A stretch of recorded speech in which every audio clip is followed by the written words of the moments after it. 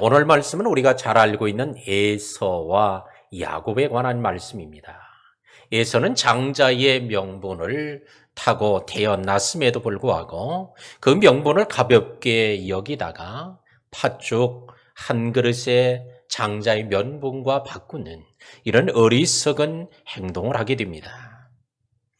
오늘 이런 어리석은 그의 모습을 히브리서는 망령된 자라고 했습니다.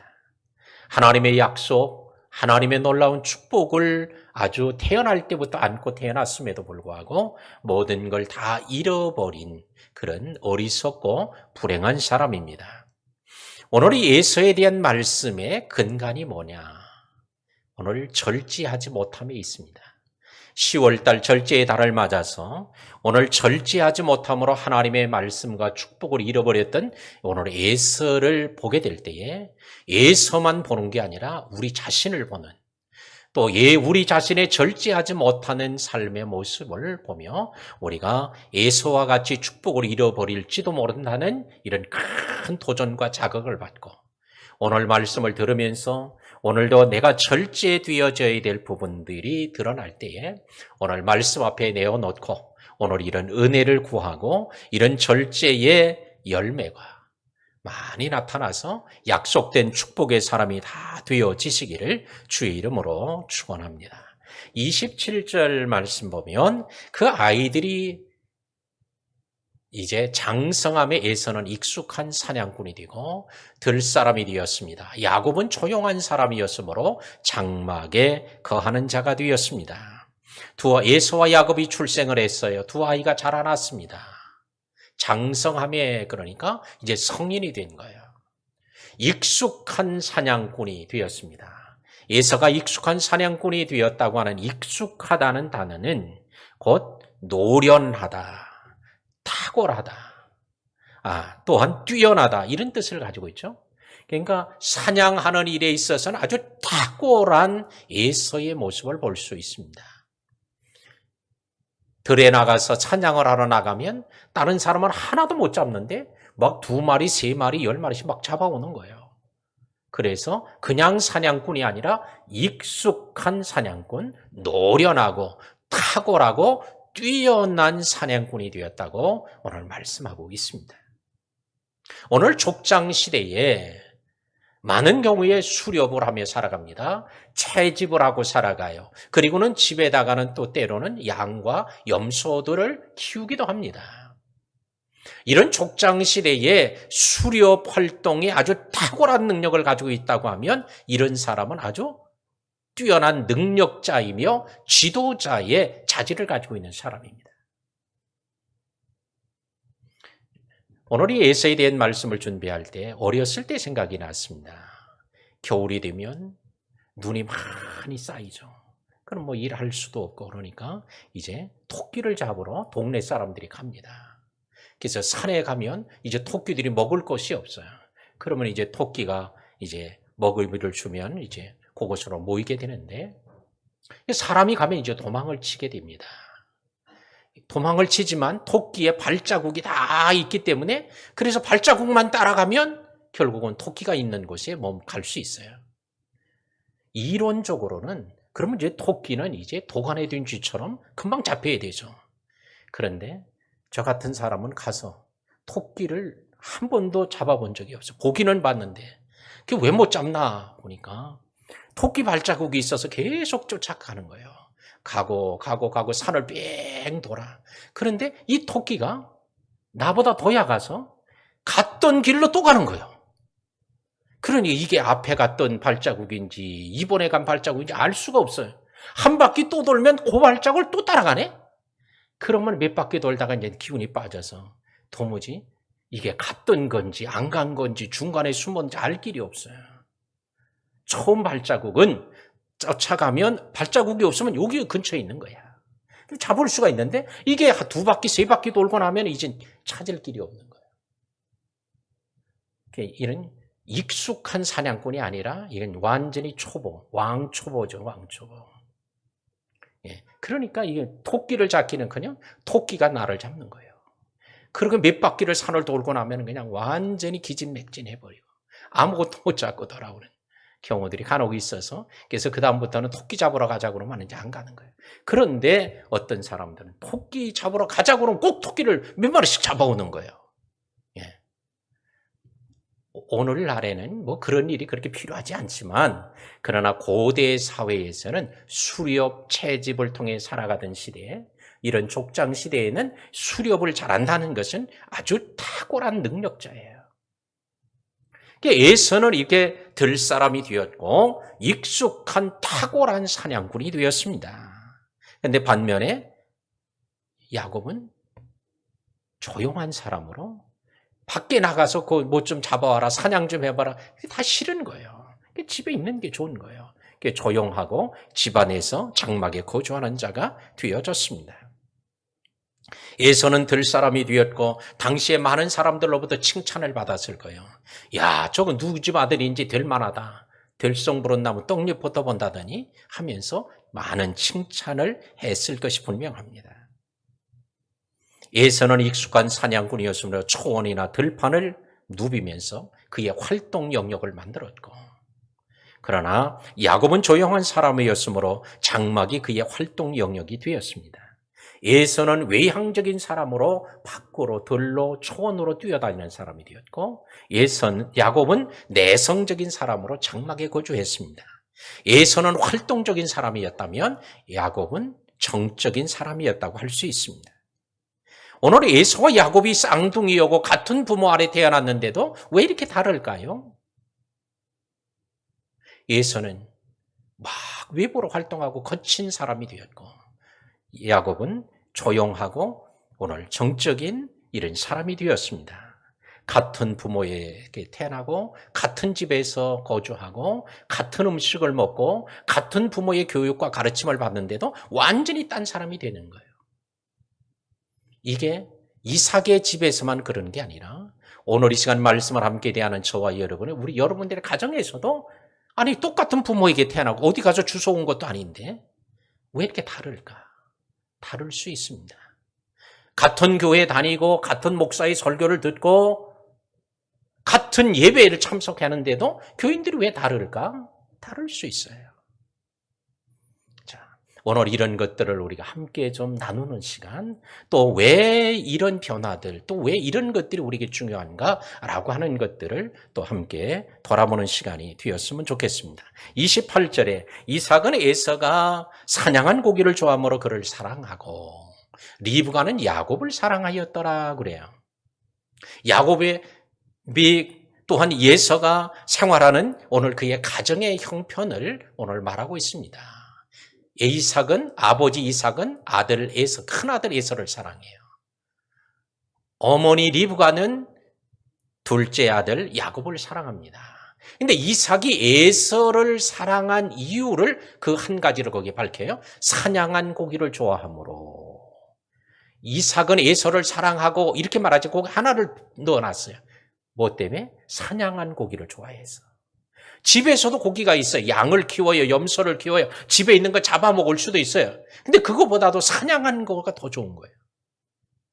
자, 요즘에 토종닭 더 좋아하고 토종닭이 더 비싸잖아요. 왜? 자연 상태에서 잘 자랐기 때문에. 사육한 것이 아니라. 사육한 꽁고기보다 야생 꽁을 잡았다면 훨씬 더 그것이 가치 있다고 할게요. 근데 사실은 실제 먹어보면 야생 꽁은 아주 뻑뻑합니다. 예, 저도 어린 시절에 먹어봤습니다만 뻑뻑해요. 맛이 있을 것 같지만 아주 질기고. 왜? 살이 없고 근육만 남아있으니까. 근데 사육을 한 꽁들은 이 살도 적절하게 있고 근육도 있으니까 오히려 더 맛이 좋아요. 근데 희소 가치 때문에 그랬는지 야생 꽁을 더 좋아했었죠. 사람들이. 자, 오늘 이삭이 잡아가지고 와서 만들어주는 고기를 더 좋아하므로 에서를 더 사랑했다는 거예요. 그러나 오늘 이 고기뿐만이 아닐 거예요. 나가서 저기 사냥을 하러 가기만 하면 막 다른 사람들, 다른 집 사람들보다 더 많이 막 잡아오는 거야. 그러면 사람들이 막 칭찬을 하니까 누구 집 아들이냐고 말할 때 아마 이삭은 우쭐했을 거예요. 당시에는 이 사냥을 잘하는 것, 이건 뛰어나고 탁월한 능력입니다. 이는 이삭에게는 이런 것이 부족했었죠. 이삭은 사실은 조용한 사람, 침착한 사람이에요. 아버지가 그를 데리고 모리아에 있는 산으로 가자, 제사하러 가자. 그래도 사흘 동안 아무 소리도 없이 따라가요. 그를 장작 더미를 올려놓고 제단을 쌓고 그 위에 잡아서 결박해 놔도 아무 소리도 안 해. 착한 사람이죠. 아버지가 하는 대로 따라가는. 그런데 자기가 자기에 대해서 이게 별로 좋은 게 아니에요. 왜 나는 이렇게 태어났을까? 이랬을 거예요. 근데 자기 아들 에서를 보니까 이거는 자기 안에 없는 게 막 있는 거야. 에너지가 막 분출되고 막 들로 산으로 뛰어다니면서 뛰어다니는 짐승을 그냥 막 잡아오는 거야. 그러니까 자기 안에 없는 모습을 보면서 너무 자랑스러웠고 그 모습을 본 주변 사람들이 칭찬하는 걸 듣고는 너무 좋았을 거예요. 그러니까 이 이삭은 에서를 아주 너무 귀하고 존귀한 자로 계속 사랑하고 관심을 가졌던 것일 수밖에 없습니다. 근데 반면에 리브가는 어때요? 보통 억센 여자가 아니에요. 엘리에셀이 와서 신부감을 구하러 그 동네에 왔을 때도 낙타에게 물을 먹이라고 하니까 그 여자의 몸으로 자기 양떼만 물을 먹여도 지칠 판인데 그 낙타에게 물을 그냥 다 퍼서 먹입니다. 한 두레박 퍼서 먹여서 끝나는 게 아니에요. 낙타는. 한 번 물을 마시면 일주일 열흘씩 물을 안 마셔도 살 수 있는 게 이 낙타이기 때문에 한 번 먹었다 그러면 그냥 막 드럼통으로 마실 정도로 그냥 엄청나게 마시는 거예요. 그냥. 그런데 그거를 다 물을 길어서 먹인 것을 통해 보면 이 보통 억센 여자가 아니거든. 그런데 자기가 여자로서 너무 억세다 보니까 이렇게 억센 게 별로 좋다는 생각을 별로 안 했을지도 몰라요. 그런데 자기가 아들을 낳았는데 둘째가 너무 조용하고 얌전한 거야. 그러니까 자기 안에 없는 게 있으니까 너무 그를 사랑했을 수 있습니다.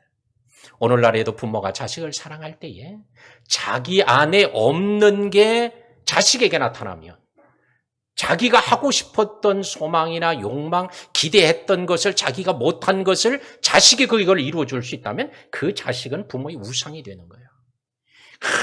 이 자식 때문에 내가 성공할 줄 알아. 자기가 공부를 전혀 못하고 있었다면 자식이 공부 잘하는 애가 나와 보세요. 그러면 딴 거 다 못해도 괜찮아. 너는 오로지 공부만 하면 되는 거야. 이렇게 되죠. 그러나 자기가 몹시 몸이 병약하고 그래서 안절부절하며 살았던 사람은 자식에게 뭘 요구를 해? 야, 딴 거 필요 없어. 그냥 건강만 하기만 하면 되는 거야. 공부가 뭔 대수냐? 뭐 딴 거 다 필요 없다. 오로지 건강만 하고 잘 먹고 건강하면 된다고.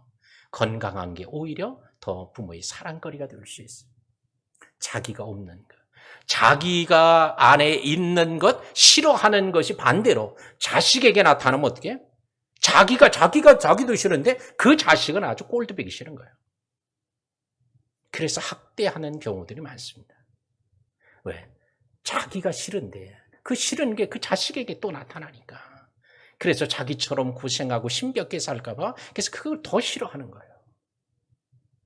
자, 오늘 혹시 우리 안에 자기 만족, 자기 중심으로 자녀를 사랑하거나 미워하는 것이 있다면 오늘 이 시간에 주님 앞에 다 내어놓고 이런 편애가 이삭의 가정에 큰 분란거리가 됐다는 거예요. 그것 때문에 형제가 떠나줘서 수천리 떨어져서 살아야 되고 야곱은 도망을 쳐야 됐고 어머니가 살아있을 때 죽을 때까지 얼마의 얼굴을 볼 수 없는 이런 아주 고통스러운 것이 그 가정에 다가왔습니다. 오늘 이 시간에 오늘 이런 편애, 아버지가 큰아들을 사랑하고 엄마는 작은아들을 사랑하는 이런 편애. 물론 부모가 자식을 더 마음이 쏟고 더 마음이 가는 자식이 있을 수 있어요. 잘해서도 그럴 수 있지만 어렵고 힘들고 더 약해서 마음이 애처로워서 더 가는 자식이 있을 수 있어요. 그러나 그것 때문에 편애로 나타나면 그것은 곧 자녀들 간의 경쟁심, 질투심, 시기심을 유발시켜서 오늘 더 어려움을 가져오게 한다라고 하는 것을 알 수 있게 됩니다. 29절에 보니까 야곱이 이제 죽을 수입니다. 그때에 에서가 들에서 돌아왔습니다. 심히 피곤하여 그래요. 심히 피곤했대요. 오늘 이 심히 피곤하다는 이 표현, 이 진술 기록은 창세기를 기록하는 저자의 표현이에요. 하나님이 그렇게 쓰도록 하는 거예요. 그러니까 들에서 돌아올 에서를 보니까 하나님이 너무 피곤해 있는 거예요. 심히 피곤하여. 그런데 심히 피곤했는데도 불구하고 30절에 야곱에게, 동생 야곱에게 말할 때는 뭐라고 말을 해요? 내가 피곤하니 그 붉은 것을 내게 주어서 먹게 하라. 내가 심히 피곤하다. 이렇게 말해야 정상인데 그렇게 얘기를 안 하는 거예요. 그냥 피곤하다 그래요. 왜 그래요? 오늘 이것이 에서의 심리예요. 에서는 자기가 약한 모습을 보이고 싶지 않은 거예요. 아주 죽을 것, 심히 피곤하다는 단어는 완전히 말라버려 전혀 소생할 수 없는 이런 상태에 이르렀다는 단어가 이 심히 피곤하다는 뜻이에요. 그런데 이제 완전히 죽을 것 같은 거야. 가물어가지고 완전히 땅이 바짝 말라버리자 거기다 심은 것까지 바짝 말라 다 죽을 것 같은 상태. 이 상태가 바로 이 심히 피곤함이에요. 그런데도 심히 피곤하다고 말하지 않고 그냥 피곤하다고 얘기를 해요. 이게 에서의 자존심, 에서가 약한 모습을 보이지 않는 오늘 에서의 모습이라고 할 수 있습니다. 이런 것들이 남자들에게 가끔 있어요. 약한, 이제 아는 척 강한 것처럼 보여지려고 하는 이런 이제 모습이 있죠. 이거 할 수 있겠어? 그러면 할 수 있다면 내가 남자인데 이걸 못하겠냐고? 때로는 이렇게 객기를 부리는 것처럼 할 때가 있을 때 아내들은 어떻게 해요? 아이고, 지가 뭘 한다고 이러지 말고, 아이고, 그래, 남자의 건 자존심이야. 그리고 내비려 두고, 그래, 할 수 있다고 얘기해 주는 거예요. 남자들은 운전을 하다가도요, 길을 잃어버리잖아요. 내비 없을 때. 절대로 지나가는 사람에게 창문 열고 안 물어본다니까? 왜? 자존심이야. 창문 열고 길이 어디고 어떻게 되냐고 물어보면 아내가 그것도 하나 모르냐고 할까봐 자존심 때문에 안 물어봐. 그리고 5바퀴, 10바퀴를 뺑뺑 도는 날이 있어도 안 물어본다니까? 아, 빨리 물어보라고. 그럼 아니야, 이제 다 왔어. 바로 여기야. 내가 알고 있다니까. 이러면서도 또 몇 바퀴를 또 돌아.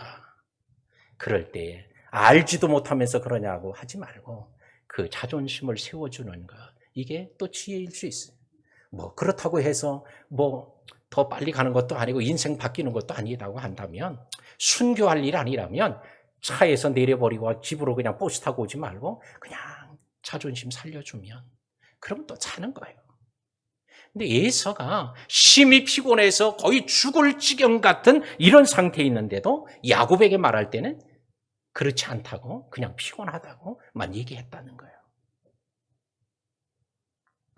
오늘 이와 같이 육체적 활동으로 인해 매우 피곤하고 허기져 더 이상 아무 일도 할 수 없는 상태, 심히 피곤한 이 상태를 우리는 다른 말로 말하면 탈진이라고 말할 수 있습니다. 탈진이 뭐예요? 번아웃입니다.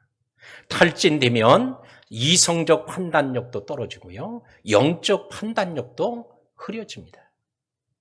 그러니까 결국은 팥죽 한 그릇에 장자의 명분과 바꾸는 이러한 이제 일을 하는 거죠. 이게 뭐예요? 탈진되어지면 이 판단력이 떨어져서 그래요. 엘리야가 탈진되었을 때 로뎀나무 아래에서 죽고 싶다고 합니다. 사실은 누가 죽고 싶었다고 그래야 돼요? 아합과 이세벨이 죽고 싶다고 그래야 된다고. 근데 아합과 이세벨은 오히려 죽고 싶다고 안 그러는데 엘리야가 죽고 싶다고 그러는 거예요. 탈진되면 살고 싶지 않은 거예요. 요나도 탈진되니까 박농쿨 아래서 죽고 싶다고 그럽니다. 박농쿨? 그거 벌레가 와서 잘라서 먹어서 시들어 죽나? 이제 찬바람 불으면 시들어서 죽나? 뭐 금방 다 죽을 건데. 근데 그거 잘라서 저 죽었다고. 그냥 죽고 싶다고 그러는 거예요. 또한 사도 바울 역시도 탈진되니까 살 소망이 끊어졌다고 그가 얘기를 해요. 더 이상 살고 싶지 않다고 얘기한 걸 보면 탈진되어지면 이렇게 이성적 판단, 영적 판단이 흐려진다는 것을 알 수 있습니다. 자, 우리는 오늘 이처럼 육체적으로 탈진하면 좋은 음식, 적절한 맛있는 음식을 먹으면 기력이 회복이 돼요. 육체적으로 탈진한 경우에. 가서 뭐 nin기를 맞든 아니면 맛있는 음식을 가서 먹든 그러면 아, 맛있겠다, 잘 먹었다 이러면 기운이 막 난다고. 정서적 탈진은 잘 먹는다고 이거 회복되지 않아요. 정서적으로 탈진되면 위로받고 격려받고 칭찬받으면 이게 다시 살맛이 나 그냥. 영적 탈진은 이런 거 가지고도 안 돼요. 하나님의 말씀이 임해야 되고 은혜가 임해야 되고 또한 성령의 역사가 있어야 영적 탈진이 회복이 돼요. 그래서 오늘 이 시간에 혹시 나도 지금 탈진됐다 이러는 분이 있다면 이게 육체적 탈진인지 정서적 탈진인지 영적 탈진인지를 먼저 진단해보고 오늘 그에 대한 적절한 처방이 이루어져야 오늘 우리가 회복되게 될 줄로 믿습니다. 31절부터 보니까 야곱이 에서에게 말합니다. 형의 장자의 명분을 오늘 내게 팔라. 에서가 이르되 내가 죽게 되었으니 이 장자의 명분이 내게 무엇이 유익하리요? 야, 이게 무슨 장자의 명분이 이게 대단한 거냐? 하면서 오늘 그것을 내어 주게 되고 그는 팥죽을 주고 그래서 그걸 바꾸게 됩니다. 우리는 오늘 여기서 에서와 야곱의 가치관을 볼 수 있는데 에서는 팥죽 한 그릇이 장자의 명분보다 더 가치 있게 여긴 거예요. 이게 더 가치 있었다고 하면 절대 이거 안 바꾸지. 그런데 팥죽 한 그릇이 에서의 그 장자의 명분 더 가치 있게 높다고 생각하니까 이걸 바꾼 거예요. 바꿔도 손해 안 본다고 생각하는 거예요. 그런데 야곱은 완전히 다른 거예요. 팥죽보다는 장자의 명분이 더 귀하다 생각하니까 팥죽을 주더라도 그걸 얻고자 했던 것입니다. 우리는 무엇을 소중하게 여기는가를 어떻게 알 수 있어요? 그 사람의 행동, 말하는 걸 통해 알 수 있는데 이 무엇을 소중하게 여기는가에 따라 그 사람이 어떤 가치관을 가지고 있는가를 알 수 있습니다. 시간을 소중하게 여기는 사람은요, 시간을 어기면 아주 그냥 막 화를 내고 그럽니다. 시간이 얼마나 중요한 건데 그러냐고. 근데 시간을 별로 소중하게 여기지 않는 사람은 뭐라고 그래? 아니 맨날 있는 게 날이고 시간이고 모래 같은 게 시간인데 무슨 그 대단하다고 그렇게 승질을 내냐고 오히려 이럴 수 있어요. 먹는 것의 가치를 크게 두는 사람은요. 먹는 것 때문에 늘 신경을 쓰죠. 무엇을 먹을까? 이거 맨날 신경 씁니다. 그리고 이 사람들이 먹을 때는요. 누구도 간섭하면 안 돼요. 그 사람들이 하는 얘기가 있어요. 항상. 먹을 때는 개도 안 건드려요. 왜? 먹는 게 이렇게 중요하니까.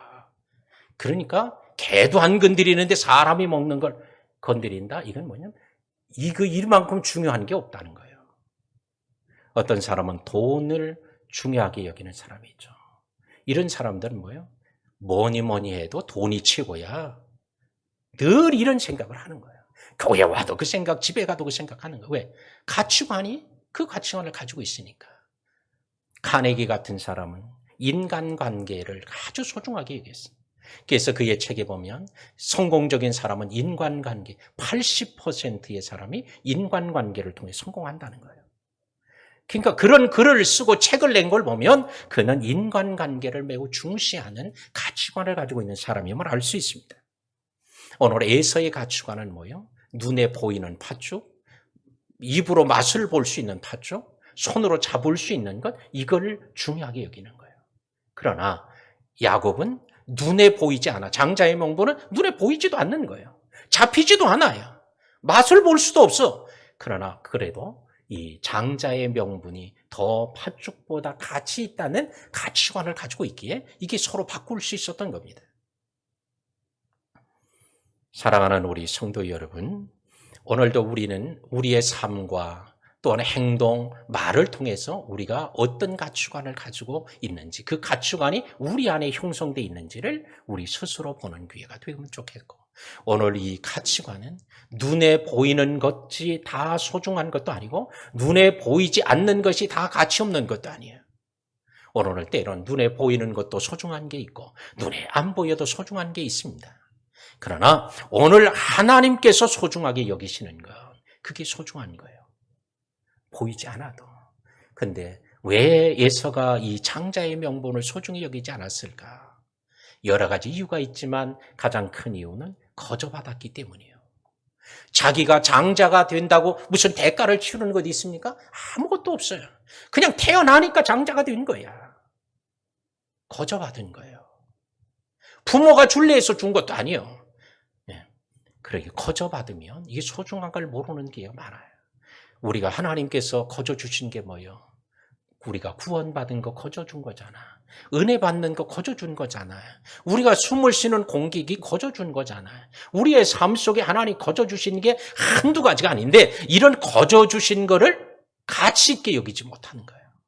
사실은 거저 주지 않으면 우리가 못 누리니까 하나님이 우리가 그 대가를 치룰 수 없는 걸 알고는 거저 주시는 것이 너무 많아요.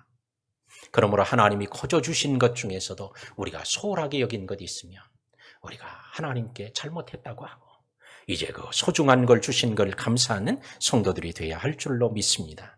마지막 34절에 야곱이 떡과 팥죽을 에서에게 주며 에서가 먹으며 마시고 일어나 갔으니 에서가 장자의 명분을 가볍게 여김이었더라 그래요. 자, 팥죽 한 그릇을 팥죽을 주면 장자의 명분을 주겠다라고 해서 지금 서로 맹세하고 서로 거래를 했어요. 그런데 34절에는 야곱이 팥죽만 준 게 아니라 뭘 또 줘요? 떡을 줬다는 거야. 그래서 이게 바로 덤으로 준 거예요. 이게 마음이 바뀔지 모르니까 팥죽만 줘가지고는 마음이 바뀔지 모르니까 덤으로 떡까지 던져주는 거야. 그러니까 절대 물리면 안 되는 거야. 덤으로 준 거예요. 그런데 오늘 성경은 또 말해요. 에서가 먹고 마시고 일어나 갔으니 마셨다는 표현이 나오는 걸 보니까 또 덤으로 또 뭘 줬을까? 마실 수 있는 거를. 이게 우유를 준 건지 아니면 물을 준 건지 알 수 없지만 하여튼 마실 수 있는 걸 또 주었다는 거야. 자, 이는 곧 야곱의 장자의 명분을 얼마나 소중히 여겼다는 것을 알 수 있어요. 그런데 반면에 에서는 장자의 명분을 얼마나 가볍게 여겼는가를 오늘 볼 수 있습니다. 사랑하는 우리 성도 여러분, 우리는 눈앞에 있는 이익을 위해서 장래의 축복을 잃어버리지 않는 지혜가 있어야 하겠습니다. 또한 우리는 세상의 일시적인 세상에 있는 없어질 것들을 위해서 영원한 하늘의 것을 잃어버리지 않는 자가 되어야 하겠습니다. 거저받은 것이라도 귀한 것임을 알고 하나님의 주신 것은 그 어떤 것도 소홀하지 않는 우리 성도들이 되고 오늘 혹시 말씀을 들으면서 내가 절제하지 못해서 하나님의 축복을 잃어버리는 것들이 있다면 오늘 이 시간에 주님 절제할 수 있도록 성령이 역사하셔서 열매가 나타나도록 기도하고 이 절제를 통해 하나님의 약속된 축복을 누리며 또한 축복의 통로와 도구로 쓰임받는 우리 모든 성도들이 다 되기를 주의 이름으로 축원합니다. 하나님, 오늘 이 시간에 에서와 야곱에 대한 말씀을 함께 나누었습니다. 오늘 이 말씀이 우리에게 큰 도전이 되게 하시고 오늘 에서와 야곱을 통해 보여주신 이 모습이 오늘 우리 안에 있다면 좋은 것은 따르게 하시고 또한 버려야 될 것은 과감하게 이 시간에 십자가 앞에 다 던져버리고 나가는 우리 모든 성도들 되게 하옵소서. 하나님이 우리를 축복의 통로와 도구로 쓰시려는 하나님의 계획을 다 이루어가는 우리 모든 지혜롭고 믿음의 성도들이 되게 하시기를 예수님의 이름으로 기도하옵나이다. 아멘.